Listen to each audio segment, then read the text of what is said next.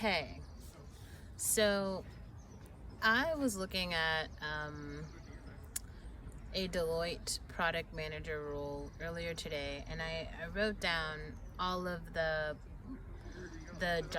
job description and all of the things that you're supposed to know how to do this job. And I was going to make a video where I talk about how to actually do those things and examples that I have from my lived experience where I've done those things.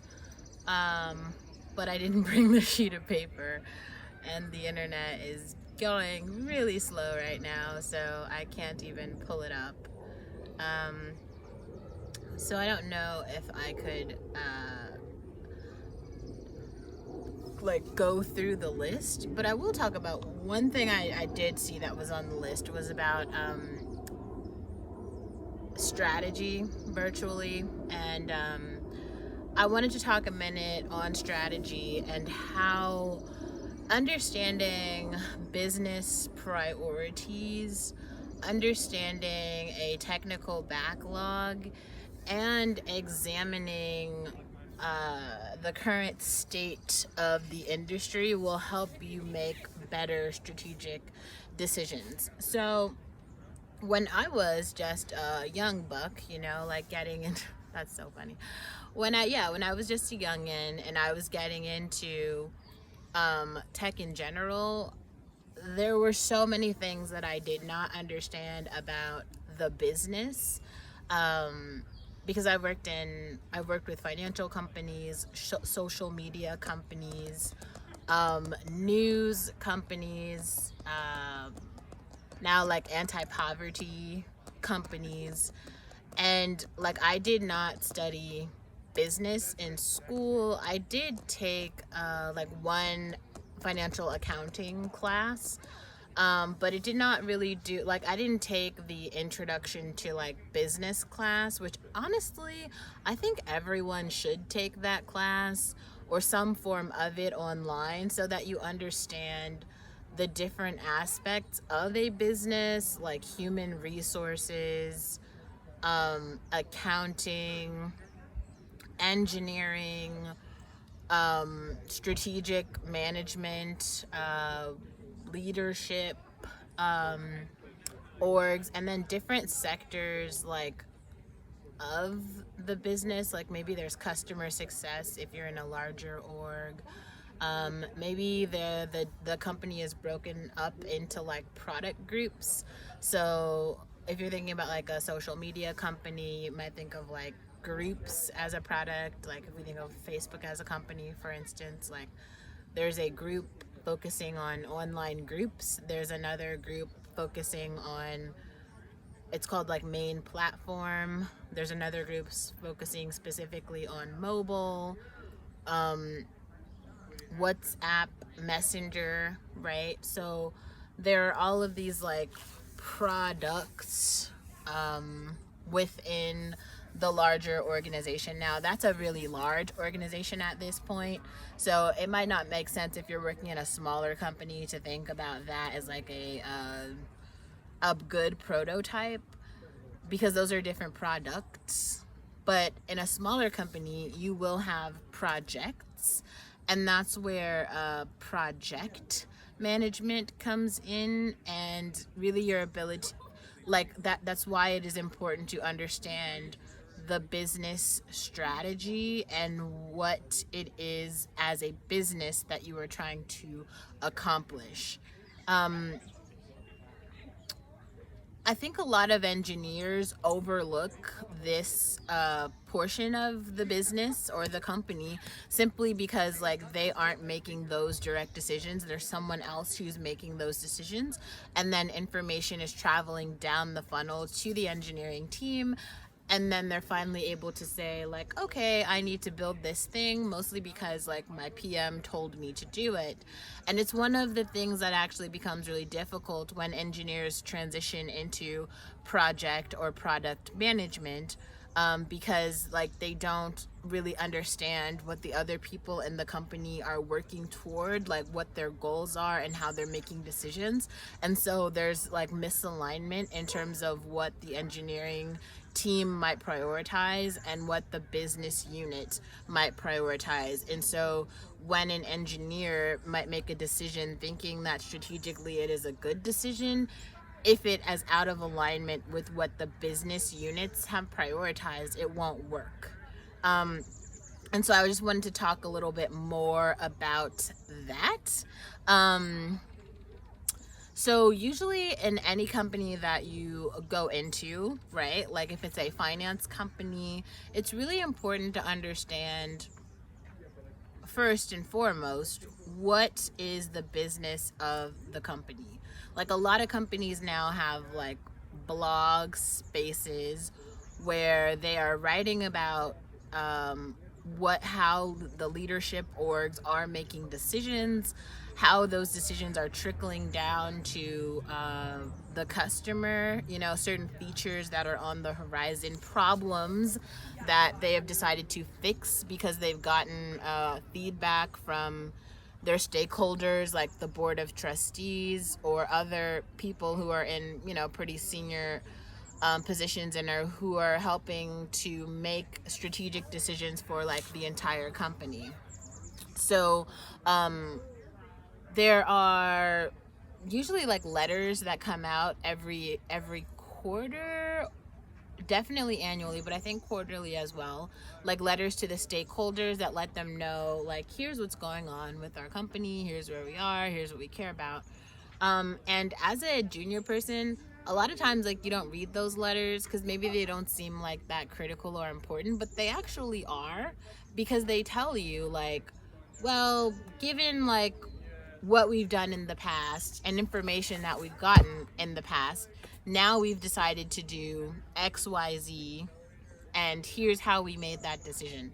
And so if you're, well, you might not be thinking about this because maybe you're like a junior level person, but there are meetings that are happening with other senior leadership where they're talking about things that their competitors are doing, things that they've done in the past that have not worked, things that they've researched in the past from other organizations that have worked, and how they want to make decisions based on all of that information. So in those meetings, everyone has the thing that they're bringing to the table, the piece of information that they're most familiar with. So you have the accounting team that's saying, here's how much money we brought in, and here's how much money we spent, and here's how profitable we are based on those numbers. And then you have the engineering team saying, hey, here's our backlog and all the things that we wanted to build, but here are the things that are broken. And then here are the things that like we would like to fix, but we haven't got an opportunity to fix yet. Stuff like that. So now that's happening, right, in this like stakeholder meeting. And then you have the product group who's saying, here's all the features that we want to build in the future. And based on our customer feedback and our customer interviews, we've determined that this new feature would be important. And then you have the management decision that's basically, if there are people managers, there's people managers, product managers. If you're talking about people managers, they can talk about like what's happening within the company. So like how many people are leaving, how many people are coming on board, is there what are the dynamics like between the people who are currently working with each other? Is it good? Are there other disputes? And you have human resources who might come to the table and start talking about like how they're structuring payment packages, like salary, benefits, maybe like 401k benefits, other health insurance, dental benefits, retirement funds, things like that. So in the entire in a meeting, and not every stakeholder meeting goes over like all this stuff, and in those letters it doesn't cover all this stuff, but it's like the higher level functioning of a company. And I think it's just something that a lot of people don't like really think about when they're joining, like when you're a fresh fish and like you don't know what any of that stuff means, or like how it relates to like you as an individual, and you possibly like joining another company and bringing your experiences and your skills to that company. It gets hard to like unpack like how to be useful right? In a space where a lot of those decisions and a lot of that unpacking has like already happened. And maybe this might be an interesting thing to do. I just think that Microsoft as a company is like a very interesting company, and I also think that Deloitte is like a really interesting company. So maybe one thing that we can start doing is coming here and actually just talking about like what's going on in those companies, why they're interesting, what it means, and how, given what I know about business and strategy, how I might make decisions based on that information if I were on that team.